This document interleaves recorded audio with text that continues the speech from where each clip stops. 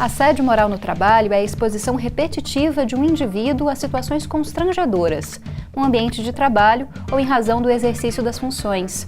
Em um mundo onde predomina a lógica do lucro, o assédio moral é uma atividade cada vez mais frequente.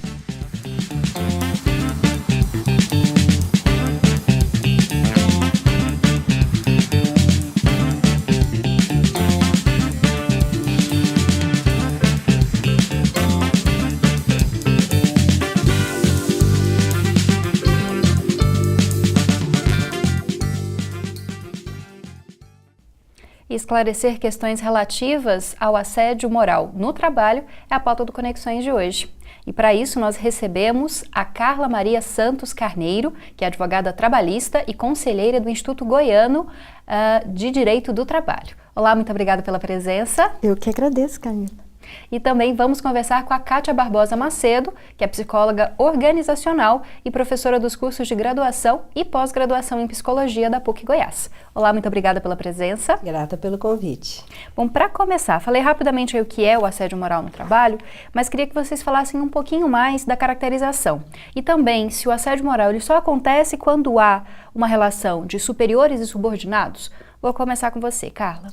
Então, o assédio moral é isso mesmo, é uma atitude persecutória, né, em face de alguém que se torna uma vítima, visando humilhá-la, degradar a dignidade dela, humana, né, e fazer com que ela seja excluída daquele campo de trabalho, porque de alguma forma ela está se despontando. Por exemplo, geralmente as vítimas são pessoas que se despontam pela honestidade, pela inteligência, né, pelo cuidado.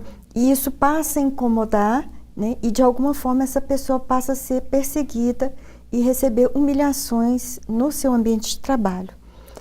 Você fez uma outra pergunta, né? Se aconteceria só entre... Uma relação de poder, né? Entre subordinados e superiores. Não. Nessa relação de poder, que a gente chama ela de relação vertical, ela pode ser tanto descendente, né, do superior para o inferior, como ascendente. Existe também um assédio moral ascendente, que são os subordinados, né, que se voltam contra o superior. Ela pode ser horizontal, que são entre colegas, né, e ela pode ser também transversalizada, que é entendendo como transversalizada, por exemplo, uma empresa, um trabalhador de uma empresa terceirizada, né, nesse contexto, ou, por exemplo, um fornecedor ou um fiscal. Várias coisas podem acontecer nesse sentido. Bom, Kátia, você pode comentar um pouquinho mais pra gente sobre as características do assédio e também, claro, dos reflexos desse assédio? Sim, uma coisa que é importante lembrarmos é que o assédio é um fenômeno de violência. Tá? Então, eu acho que essa é uma principal característica. Todos esses atos que foram descritos, né, geralmente eles acontecem mais de uma vez, né, então são atos repetitivos. Eles podem acontecer de uma pessoa só, o assediador, assediar uma pessoa ou um grupo de pessoas, né, e isso no âmbito organizacional existe um outro tipo de assédio que é o assédio organizacional. A própria política de gestão de pessoas, a gestão já tem como pressuposto uma relação de poder, de dominação e violência em relação aos seus trabalhadores. Aí nós estamos falando, além dos tipos que a Carla abordou, o assédio moral organizacional, né? E dá para identificar, quando o assediador é uma pessoa, um perfil desse assediador? Sim. Existem alguns estudos que indicam que o assediador ou o grupo de assediadores são pessoas que são inseguras, que têm sede de poder e que têm traços de perversão, ou seja, utilizar as pessoas como se fossem objetos, tratar as pessoas como se fossem objetos. Então isso também faz uma diferença, né? Então a gente tem o assédio que é no nível pessoal, uma pessoa assediando outra, e aí nós temos o perfil que normalmente são mais vítimas também de assédio, que são as pessoas que de alguma maneira representam minorias. Este é um grupo. Então, ou por sexo, ou por raça, ou por orientação sexual, ou por religião, né? Esse é um grupo. Agora, o que é mais interessante é que os estudos têm mostrado que as pessoas que também são vítimas, geralmente são pessoas que se destacam, né? Então, ninguém assedia quem não incomoda, né? Agora, como o perfil do assediador são pessoas inseguras, aquela pessoa que está me colocando numa situação de insegurança, eu, sozinho ou em um grupo, vamos fazer uma série de ações com o objetivo de humilhar, de excluir essa pessoa. Bom, em relação aos procedimentos, quem sofre assédio, que tipo de procedimento deve tomar? Procedimento legal dentro da empresa, o que fazer? Camila, o que acontece? Hoje, o assédio moral não é normatizado, né? Na nossa legislação ordinária. O que nós temos que ampara? Nós temos a Constituição Federal, que defende a dignidade da pessoa humana, os valores sociais do trabalho. É o primeiro ponto, né? E depois temos o Código Civil também. Então, não temos uma lei específica sobre o assédio moral. Temos algumas assim, a nível estadual, de servidores estaduais nós temos aqui em Goiás. A nível de servidores municipais goianienses nós não temos, né? E nós temos uma única legislação a nível nacional que diz respeito a empréstimos, a proibição de empréstimos a empresas privadas cujos gestores tenham sido condenados pela prática do assédio moral. Mas nós não temos o assédio moral tipificado como crime, né, ou como outro tipo de infração. Então, o que você deve fazer? Porque ele realmente é uma patogenia, né? A partir do momento que ele vai gerar doenças, vai gerar transtornos, pode gerar até suicídio. Isso já é muito posto entre nós. Então, o ideal é, primeiro, o objetivo primordial do assediador é atacar, atingir a autoestima da vítima. Então, se alguém está sendo vítima, né, de assédio moral, a primeira coisa que ela tem que fazer é se blindar, se cuidar, né, porque senão ela não vai conseguir ir adiante. Depois, se for o caso, né, procurar um profissional de saúde mental, seja psicólogo, psicanalista, que seja um psiquiatra, né? Muitas vezes a pessoa já está num grau alto em que ela vai precisar, sim, de uma medicação. Já me deparei com casos de profissionais de saúde mental que, lutando contra o assédio moral dentro do ambiente organizacional, passaram a ser assediados e altamente adoecidos, né? Então, a primeira coisa que eu falei, olha, vai se tratar. Eu vou ter que interromper você rapidinho, a gente volta daqui a pouquinho depois do intervalo para continuar a falar a respeito de assédio moral no ambiente de trabalho. Assista Conexões no 15.1 do Sinal Aberto, no 21 da NET Goiânia ou no 15 da Gigabyte HD TV. Além disso, você pode assistir ao programa pelo site da TV UFG, pelo nosso perfil no Facebook ou pelo nosso canal no YouTube.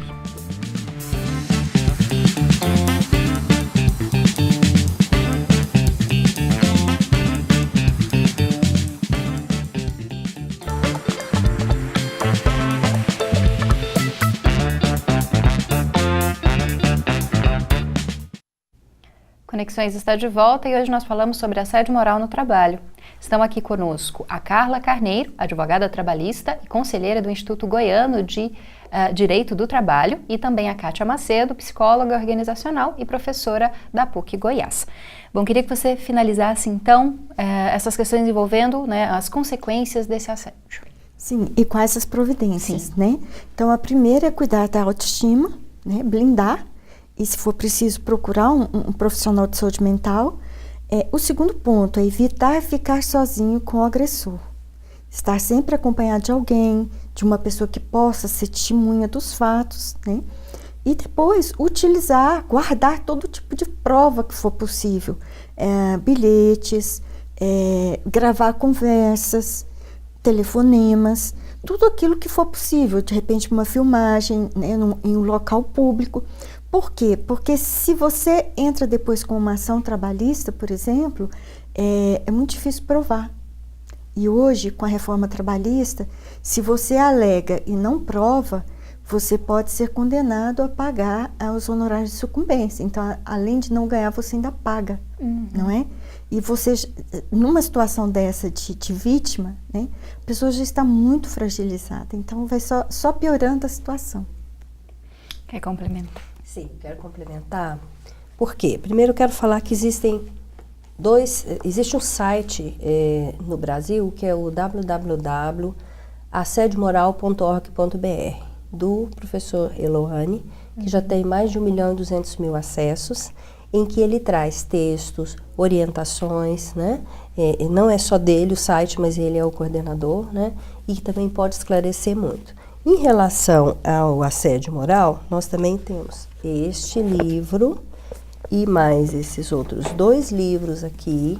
Esses 2 estão disponíveis para download grátis, né? No site que a gente vai colocar aqui na tela, tá bom? Então também para quem se interessar mais para conhecer, né, os assuntos, eu acho que valeria a pena, né, complementar. O que é importante a gente falar sobre o assédio moral? Como é uma forma de violência dentro das organizações, ela causa adoecimento físico e psíquico, né? Como comentado anteriormente, nós temos várias causas de afastamento, de acidente de trabalho, né? E algumas pessoas que inclusive entram para aposentadoria precoce, tem suicídio no trabalho, que estão relacionados com o assédio moral. Então, além do aspecto individual, existem medidas que nós podemos tanto prevenir quanto combater o assédio moral também nas organizações. Geralmente quem cuida dessa área é a área de gestão de pessoas ou recursos humanos. Então, normalmente se faz uma comissão, né, em que temos representantes de funcionários e também dos contratantes, dos empresários. Às vezes, se é uma grande categoria profissional, você tem representantes dos sindicatos também. E essa comissão, ela é responsável para quê? Para receber as denúncias, dar o suporte jurídico, geralmente eles têm uma assessoria jurídica. Quando tem uma equipe multiprofissional, eles também dão suporte e encaminhamento psicológico a profissionais da área de saúde mental, né? E, às vezes, é importante que a pessoa, durante o período de tratamento, que ela seja afastada do local de trabalho e, quando ela já estiver melhor, pode haver, sim, uma confrontação entre o assediador e o assediado ou grupo de assediados. Uma outra coisa também que a área de gestão de pessoas faz é o quê?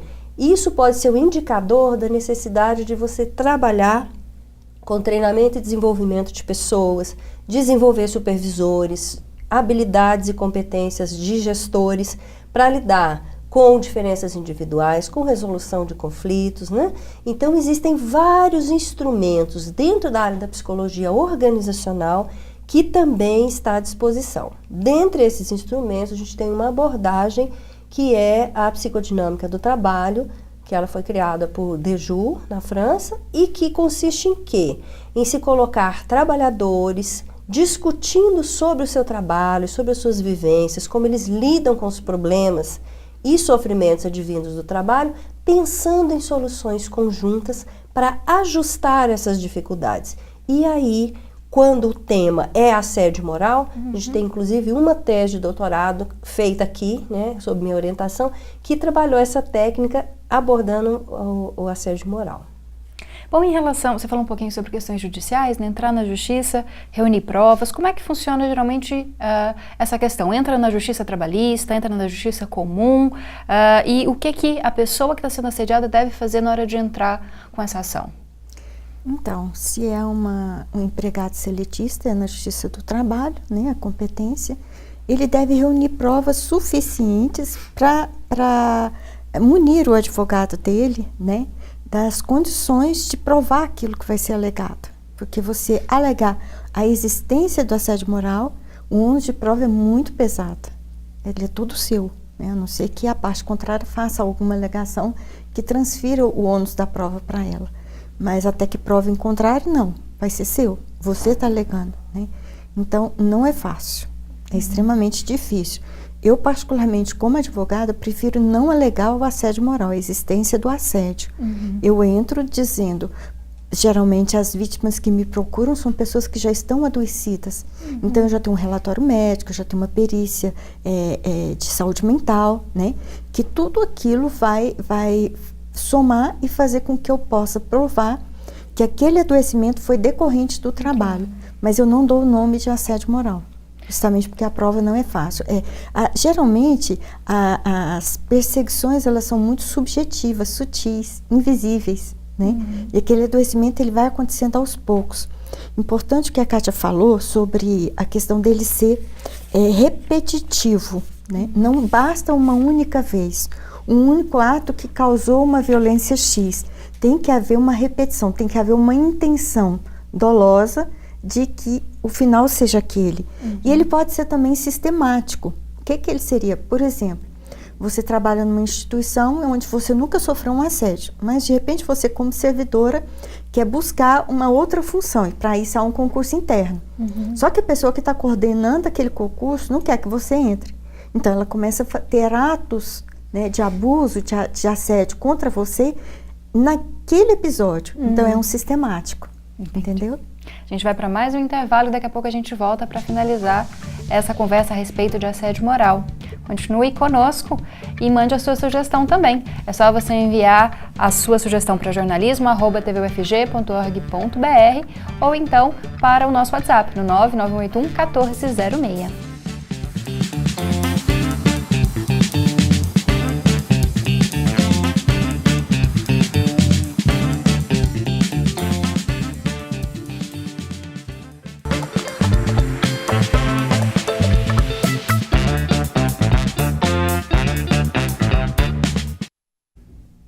Estamos de volta para encerrar esse programa que trata sobre assédio moral no trabalho.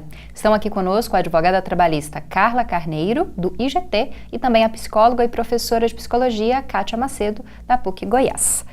Bom, queria falar com você, Kátia, em relação até uma questão que você citou anteriormente, que vários grupos minoritários são muitas vezes alvo de assédio moral. Nesse caso, pode também tipificar algum outro tipo de crime? Qual que é a conduta a ser feita? Como que as empresas podem trabalhar também com a inclusão dessas minorias, que hoje é importante, né, para muitas empresas, para a política dessas empresas? Bom, nós temos inclusive na legislação trabalhista a previsão da inserção de trabalhadores com características diferentes para que tenhamos a diversidade étnica, religiosa preservada, né? E também no aspecto de inclusão de trabalhadores com certas dificuldades, certas necessidades especiais, né? Então, dependendo da cultura da organização, é comum acontecer, né, de essas pessoas sofrerem serem vítimas mais fáceis de sofrerem assédio moral, individual ou mesmo organizacional, por grupos, né? Porque são pessoas que representam diferença, representam preconceitos, estigmas, né? Então a nossa cultura ainda não é muito preparada, infelizmente, né, para lidar com essas diferenças.